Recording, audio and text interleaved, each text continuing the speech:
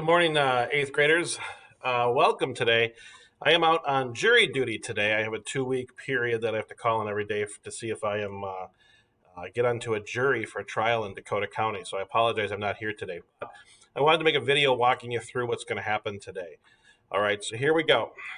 You are going to go into the weeks folder, and in here you will see a Famine Newsletter folder. All right. In here are the instructions that I want to go over. If you were a cohort B, you learned this on Friday. For everybody else, I might be brand new. Plus, I want to make sure we're all on the same page.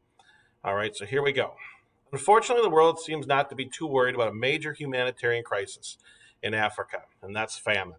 Therefore, it is your job to create a newsletter which tells the story of what is happening in Africa, specifically Somalia.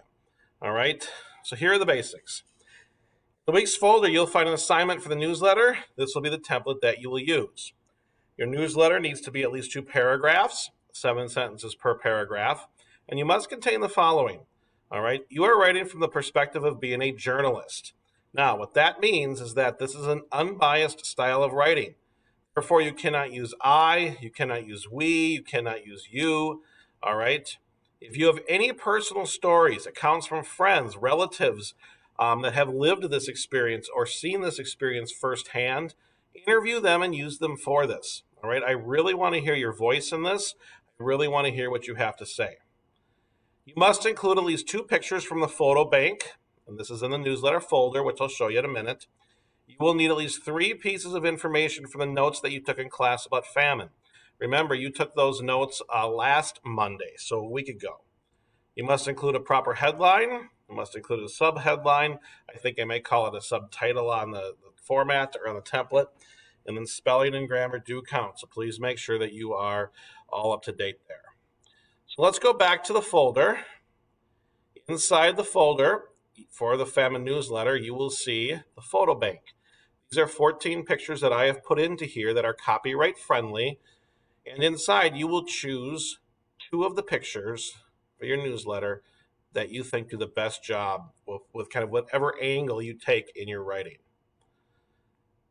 Now, if I go back to the folder for the week, here's the assignment. That is your template. So when you click on that and you open that up, you will see the outline that comes up.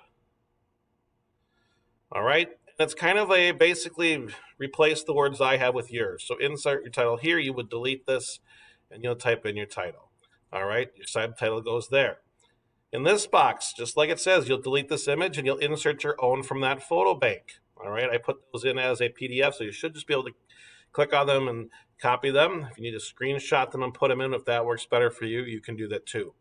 Your name goes there, the date goes there, and then you'll begin writing your content. And then another image here. All right, I want to show you an example from somebody that had done this in the past.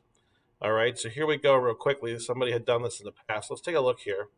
All right, of what we have. And we can see here that it's famine in Somalia. We have a picture.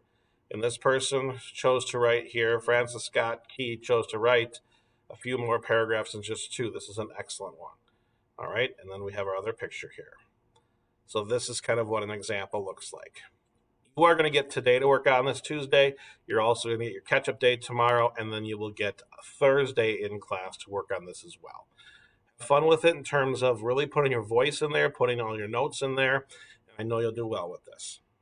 Have a wonderful day.